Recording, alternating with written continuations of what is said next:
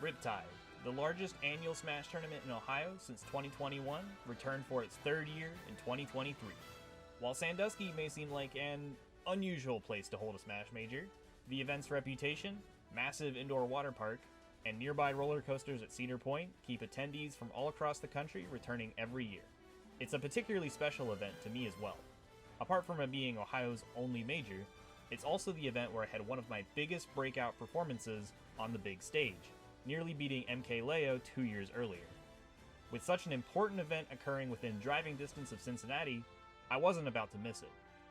With the summer of Smash coming to a close, I was pretty exhausted in the weeks between SmashCon and Riptide.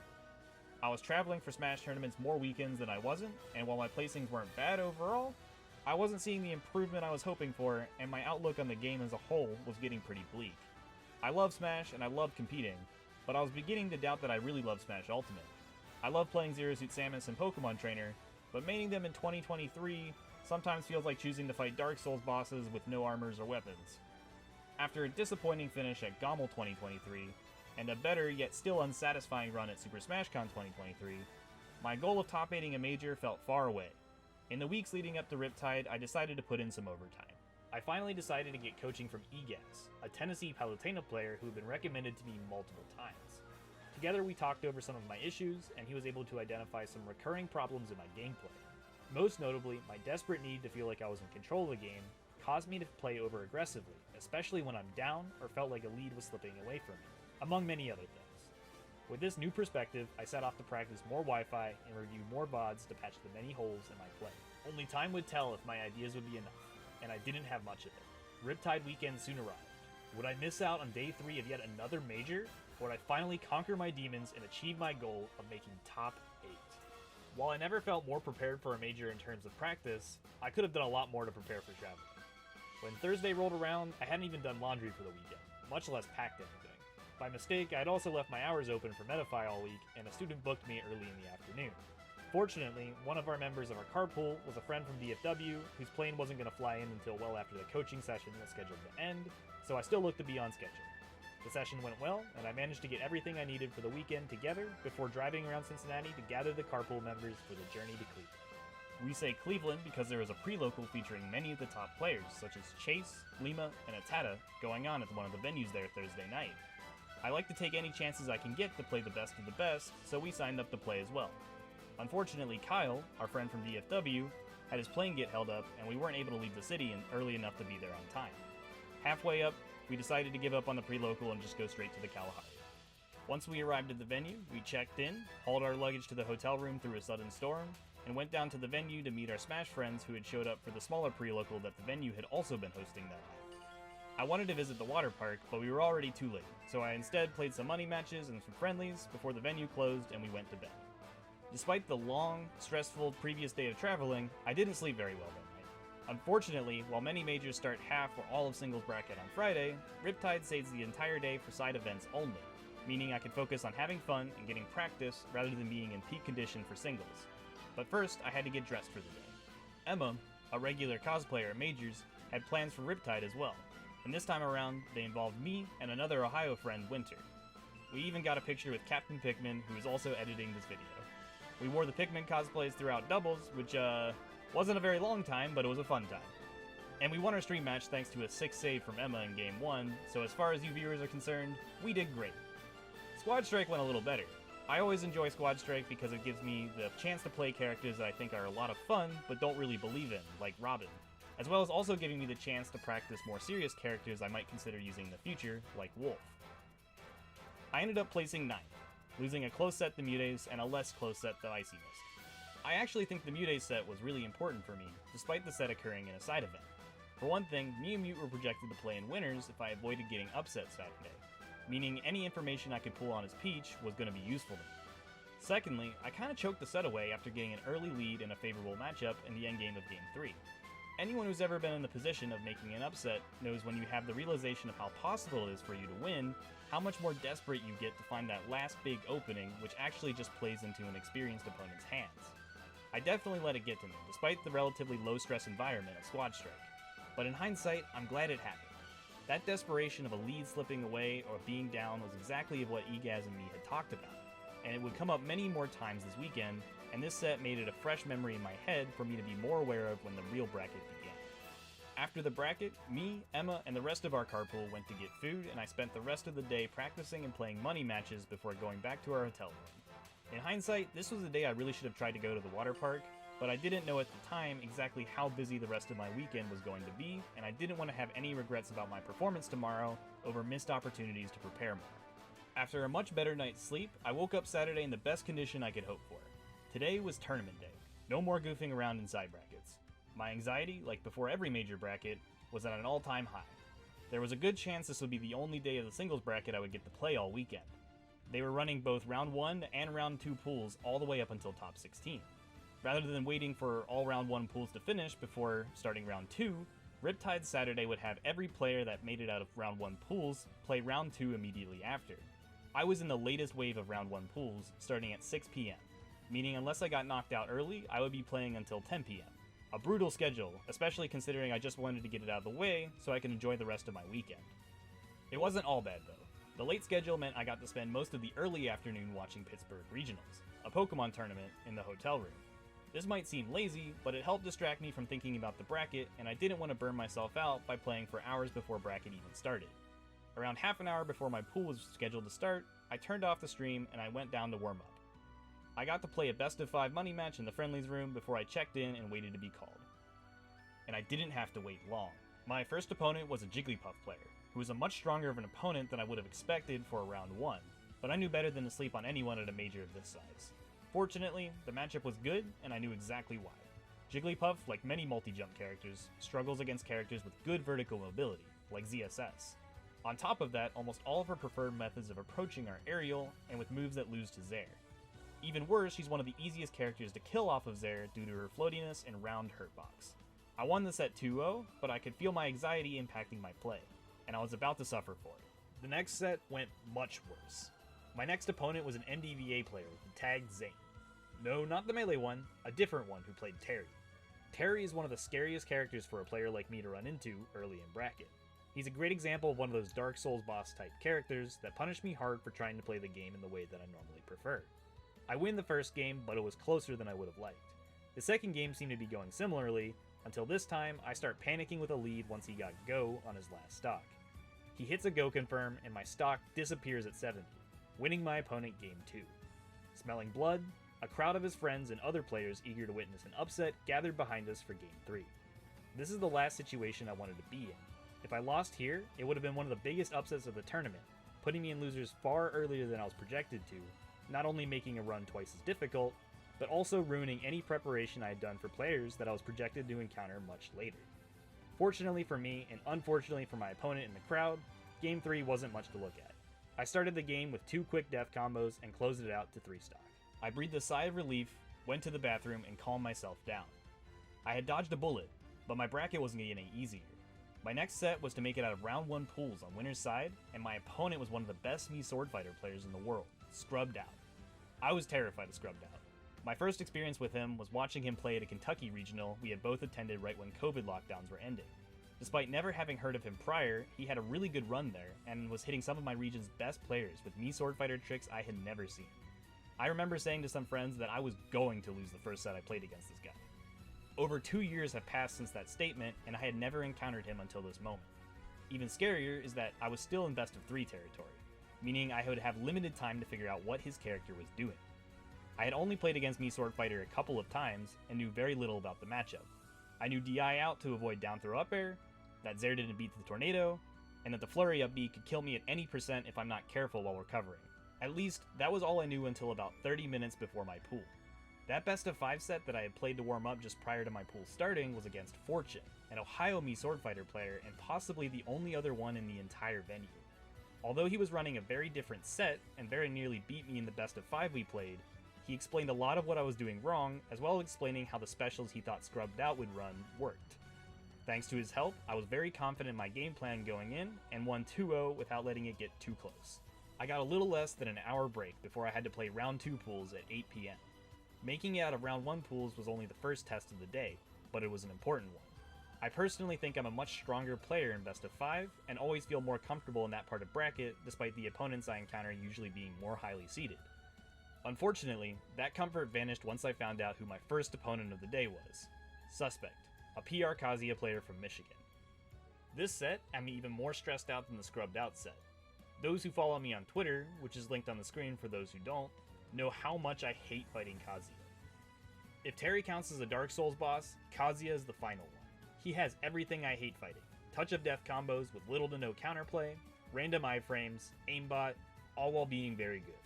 I don't think I tilt easily, but if any character was going to do it, it was this one. I have a recent history of losing in pretty tragic fashion to this character, and the chances it happened again at Riptide were now very real. I did have a couple of things going for me though. Suspect had been my projected opponent in the week leading up to Riptide, so I had done some prep work on the matchup with some help from Egaz and Shu, the ZSS main from Colorado, with a positive record against Riddles. I had also beaten Suspect in the previous sets I had played against him at smaller regionals. Unfortunately, while I had lots of ideas about the matchup from the previous week, I hadn't found any time to practice implementing them versus any Kazuyas, and Suspect had gotten a lot better since our last set. I decided to play ZSS, since most of the ideas that Egaz and Shu had passed to me were about her, and went into the set prioritizing trying these new ideas, and remembering that my mindset going into this tournament was to focus on learning and not winning. Simply having a plan at all made playing the set so much easier, as at least I knew what I was supposed to be doing regardless of how I executed. The set started out great. I was sticking to my game plan, and many of the ideas were working. I was poised to win game 1, right until I got grabbed at 0. Dead. Despite having DI mix-ups and platforms to potentially throw him off, Suspect didn't drop the combo anywhere and took me off the top to make a huge comeback. I could feel my frustration with Kazuya boiling inside of me. I felt like I had done everything right and lost regardless, but I kept my head in it by taking a deep breath and focused on the fact that the game plan was working. I had just screwed up in a few crucial spots. I won game 2. Game 3 something changes though. He takes me to Smashville, and my defensive play falls apart. Much of my game plan had revolved around maintaining a safe distance from Kazuya, but the stage is much too small for me to do it as long as I needed to. I get 3 stocked. I'm down 2-1, and I know he'll be able to take me back there even if I manage to bring it to a game 5. Game 4 starts badly too. It had been pretty even until he hit me with an early electric on the PS2 platform and killed me with a DI mix-up off the top. In hindsight, this is where I would have completely fallen apart at any other tournament I'd played in up to this point. But somehow, I kept my head in it and brought it back to a win.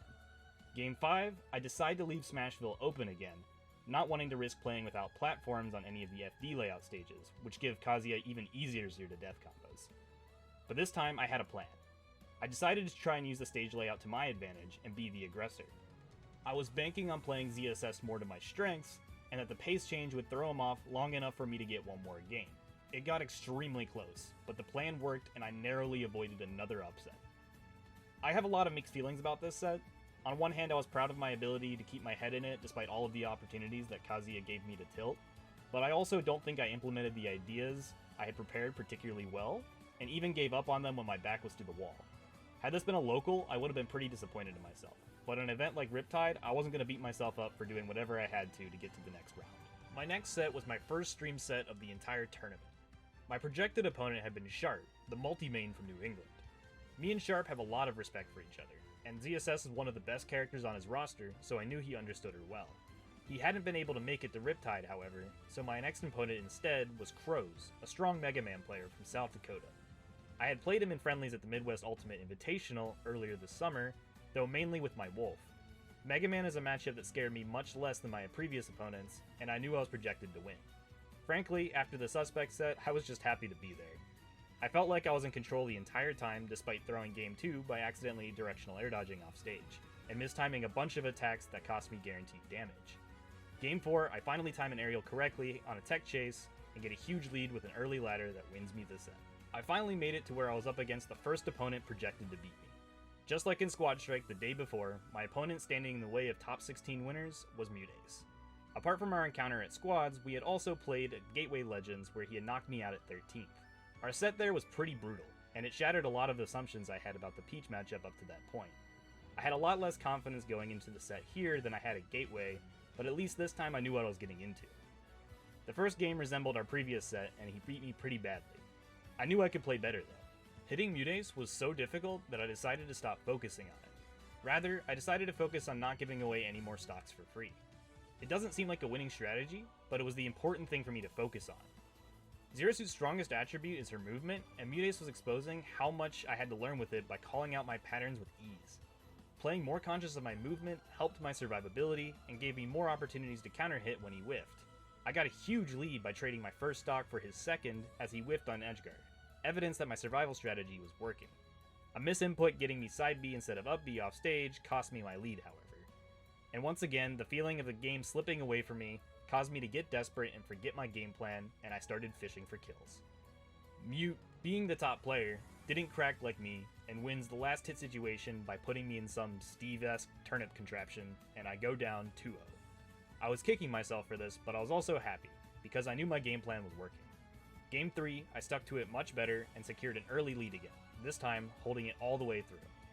Game 4, I wasn't able to get that lead, but I still did a great job of holding on as long as possible without letting him snowball it out of control. Unfortunately, I was never able to get that lead back, and he won the set 3-1. Despite losing the set, I was happy with how I played overall, especially in the second half, and I felt optimistic on the off chance that we played again. I checked my losers bracket to find my final opponent for day 3.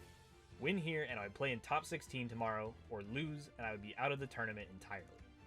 Fortunately, my losers bracket didn't have any major upsets in it, and I was seeded to beat all 3 remaining players in it. Those players were Surdank, the Captain Falcon from Chicago, Low 1, the Wario from Michigan, and...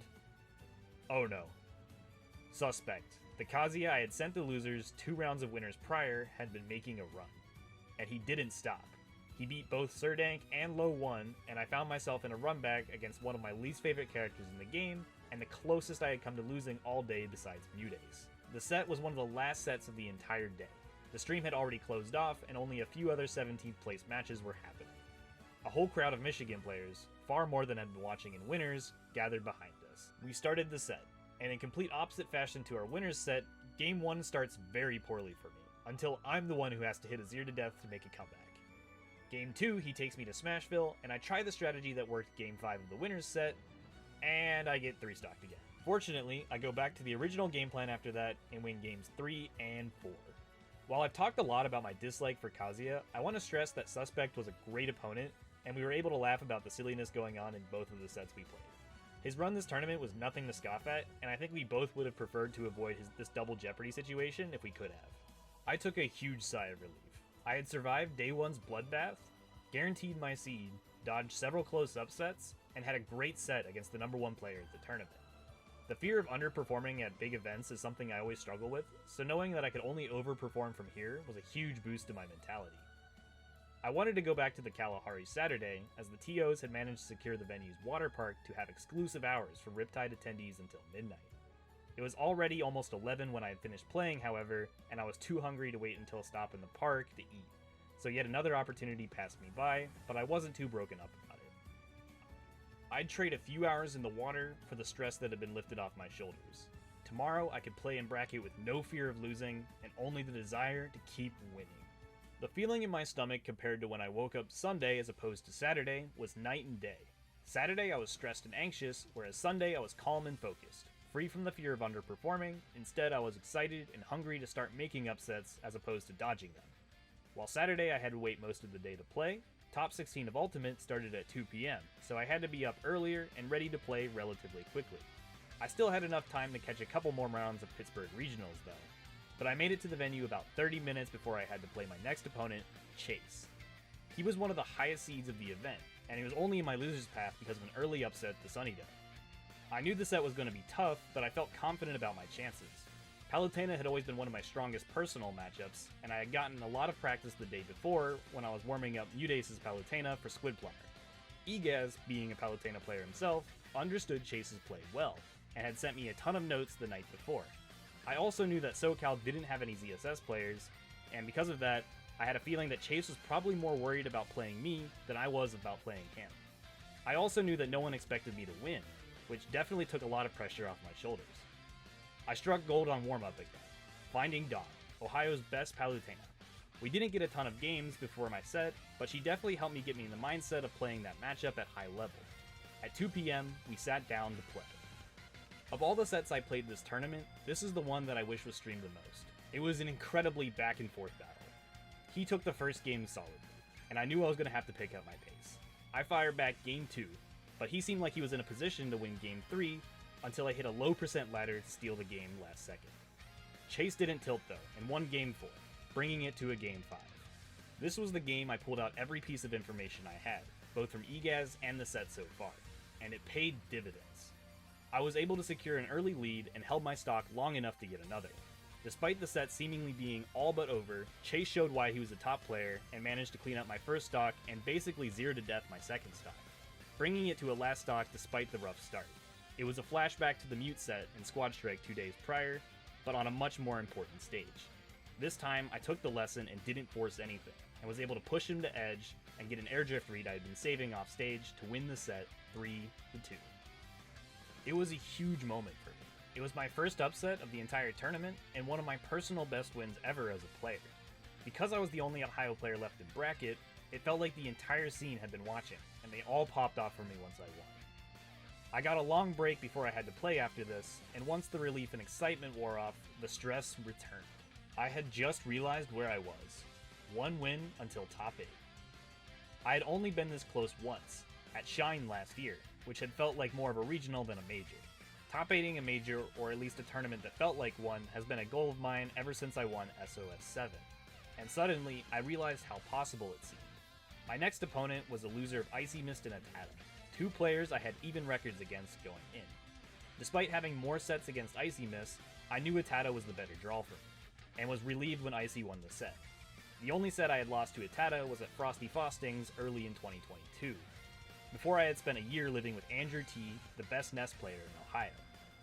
It was a good matchup for Zero Suit, and I knew exactly why. I had notes saved in my phone that I looked over and knew that I should win. But that was the part that got to me.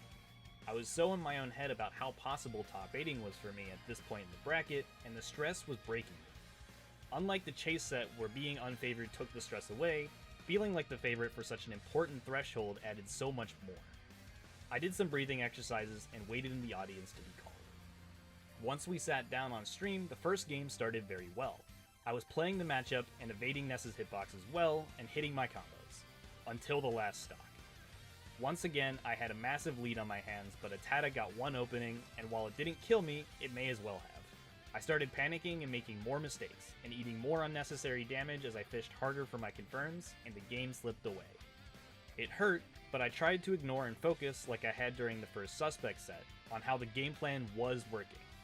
Game 2 went similarly without the ending. I never let it go to last stock, so I never had the chance to throw it away in a panic. Game 3, however, goes exactly like Game 1, with me blowing yet another lead in a last stock scenario.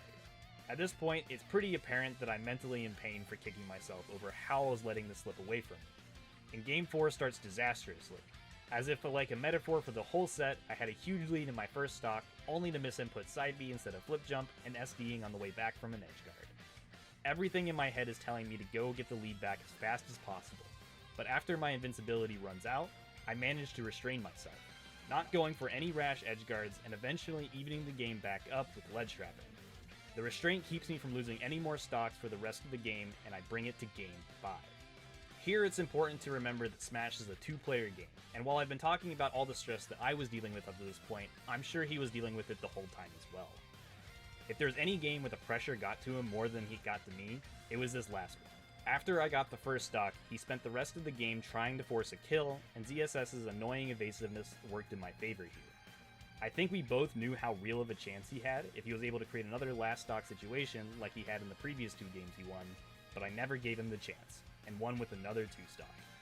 I never pop off in singles. While I understand what causes people to do it, I just never really feel that way. My feeling after a close set is always relief in the way that makes me just want to sit back in my chair and pass out, as opposed to jump out of it and start screaming. This set, I felt what makes people pop off. I do a small double fist bump as I realize I had just finally done it. I had made top 8 at a major. The feeling I had the rest of the day mirrors the way I had felt in the time between the Suspect and the Chase set. Once again, I felt no stress or anxiety about the rest of bracket and was just so happy to be where I was. To have my first top 8 at an Ohio major, even a small one, was something out of a storybook dream for me. I went for a walk around the venue with Emma and found some grass to collapse on and just enjoy the moment. We walked around a little more and returned to the venue where we watched the rest of Melee top 8 and enjoyed a plup W. To prepare for top 8, I read through more notes from Egaz, this time about my next opponent, Lima. As a top Ohio player and a player for Fear, it's impossible for me to not know Bayonetta at this point. I have 20 sets against Geist, and have played several other high and top level Bayos, including Lima, at Gateway Legends. Unfortunately, of 20 of those sets with Geist, I've lost 18 of them, and also lost to Lima, though it had been a Game 5. Bayonetta is a difficult matchup for ZSS in a lot of ways. ABK is the perfect neutral tool against a tall character with a primarily aerial-based game plan like ZSS. Even worse, she has terrible punishes on Bayonetta due to her frame 1 air dodge, and Zero Suit's grab usually being too slow to grab Bayonetta's special lag on reaction, forcing me to go for other punishes that are either less rewarding or risk getting witch time. After enough consecutive lost sets to Geist, I had decided to give up on the matchup and learn it on Pokemon Trainer. Pokemon Trainer objectively does much better due to Squirtle being much more difficult for her to hit, and all 3 Pokemon having consistent, reliable punishes with better grabs and more true combos. The reason why it took me so long to try this matchup, however, is very clear in Game 1 of my set versus Lima. They get blown up really easily.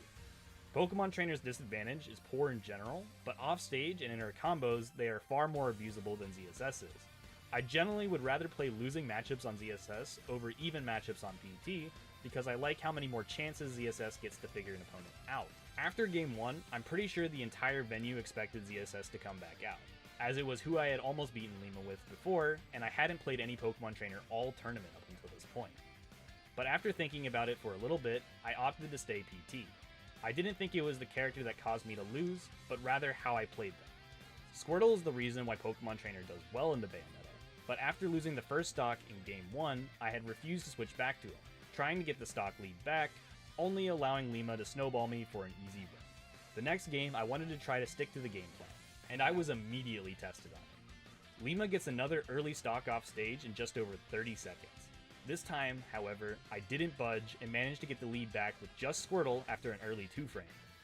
Pokemon Trainer has always been a character I struggled to play at high level.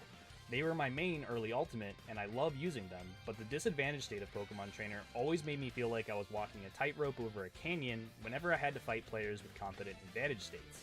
Against really high-level opponents, I feel like I get 3 mistakes a match, and it's just over before I can ever get a chance to play. There's one thing about my Pokemon Trainer I am really proud of, however, and that is my Squirtle. I genuinely believe when I'm comfortable with them, I have the best Squirtle in the world, and the Lima set would be my argument for it.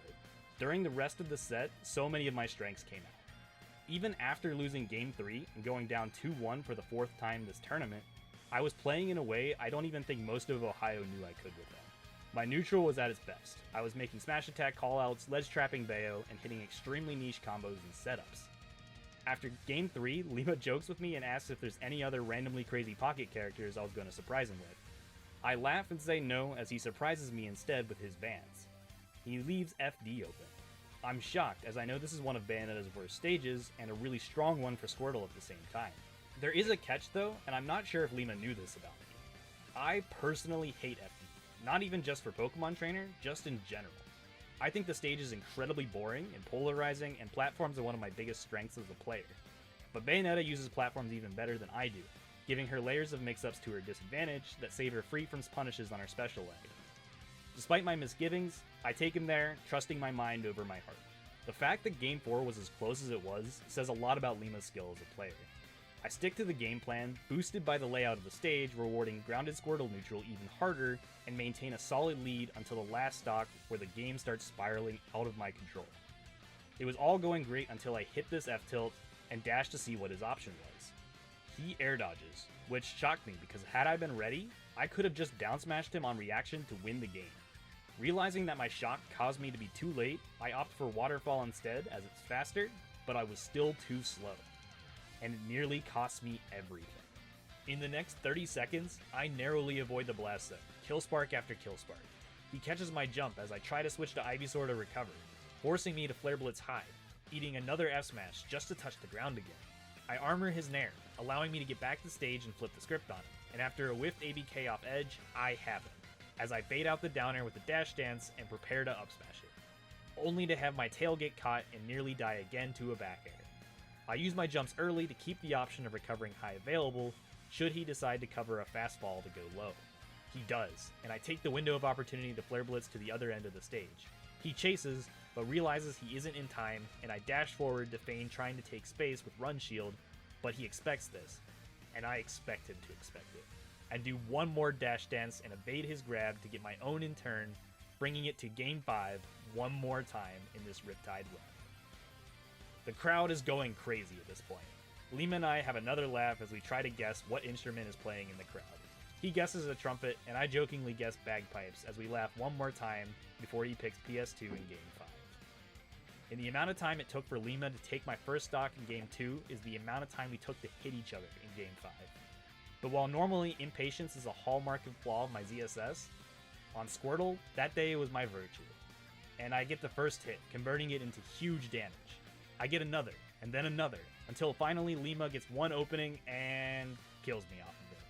This was definitely an SD, but it was a forced error. Lima's pressure off stage causes me to rush my recovery, and I accidentally input just Flare Blitz instead of double jump up B, and that lead that I'd worked so hard for vanished. But once again, I knew what I had to do to stay in it. I went back to Squirtle and kept doing exactly what I had been the previous stock. I even it back up with a ledge trap. The second stock stays close until I nearly die to a ladder, being saved by DI up, forcing Lima to double jump early to continue the combo, which made him unable to finish it lethally. I narrowly avoid an edge guard with the well-timed switch, but die to a witch time on a flamethrower. Once again, I don't rush anything and take the stock with Squirtle on another ledge trap. Last stock, game 5. And we trade low percent combos, keeping it even until Lima uses a cool trick with his fair to sneak back on stage and flip an edge guard on me. I narrowly avoid his edge guard with another perfectly timed switch. Lima hits a combo starter, and knowing that I DI'd up last time, I try to mix him up by doing down and out. In the moment, I think I trick him, seeing him double jump fair in the blast zone, which I nearly take his stock for. As it turns out, he saw my DI and was prepared to hit it, and the double jump was an unfortunate misinput. In hindsight, DIing out at all even to mix him up in this situation was definitely a mistake, and I very easily could have lost here. Regardless, we both survive the situation, and the percents on both of us keep on climbing. Until one fateful moment where I aggressively dash at him after he misses a tech chase, looking to see if he'll give me the mistake that every Charizard dreams for. He jumps. And in the player cam, I jump with him. I up smash and win the set as the crowd behind us finally jumps as well. Of all the sets I played this weekend, none of them had made me happier than this one. To be in top 8 was a surprise that had already made my weekend, but to continue on and win another set in it shocked everyone and no one more than me. But more than any win or placing, what made me happy was how my Pokemon trainer played. That set is the best gameplay I've ever had on Pokemon Trainer, and the first time since Riptide 2 years ago that I think I really showed my skill on them versus a player of that caliber. I had always known I was capable of going toe-to-toe with the best with PT, but so many sets lost due to poor disadvantage and impatience had almost made me give up on it. After hugging friends in the crowd, I go to the back of the venue to unwind. I was ecstatic to be in bracket for so long, but that set made me realize that I could win this entire tournament. Even from losers, I didn't think there was anyone left that I didn't have it in me to beat twice with the way I was playing against Lima. But my next set was going to test this newfound confidence. Aaron, the Diddy player, had upset Mutace in winners, placing the 1 seed, the only person to beat me in this entire tournament, back in my bracket path. And I wasn't ready. I don't have a ton to say about this last set. I played a lot of the best players in the world, MK Leo, Tweak, Shuton, and so on. None of them felt close to as difficult as Mutace playing high. And that Aaron set clearly flipped the switch on him. Once again, I found myself finishing in bracket too late to have time for the water park. And our hotel room was only from Thursday night to Saturday night, making this the first year I ever missed the slides. Not that I'd trade my top 8 this year for those slides or for anything else. I'll be sure to plan for the top 8 next year. Thank you so much for getting this far. Riptide weekend was an amazing experience. We wanted to get out a recap video, but we weren't sure how to go about it. Like I hinted in the video with Pittsburgh Regionals, I like to follow Pokemon VGC, and Wolf Glick's tournament recaps are some of my favorite content on YouTube. They always have so much care going into their editing, and Wolf really knows how to turn a weekend of games into an engaging story. Because this weekend was so important to me, I wanted to see if me and the Fear team could put a similar amount of effort in telling this story, to see if this kind of content would work for Smash as well, with our own spin on it. If you want more of this kind of content, please hit the like button, subscribe to the Cincy Fear YouTube channel, and leave a comment with your thoughts. Special thanks to Cincy Fear, my friends, and everyone who supported me this weekend. You all in your own essential way make my tournaments and runs like these possible. I hope you all have a wonderful day, and I'll see you in the next video.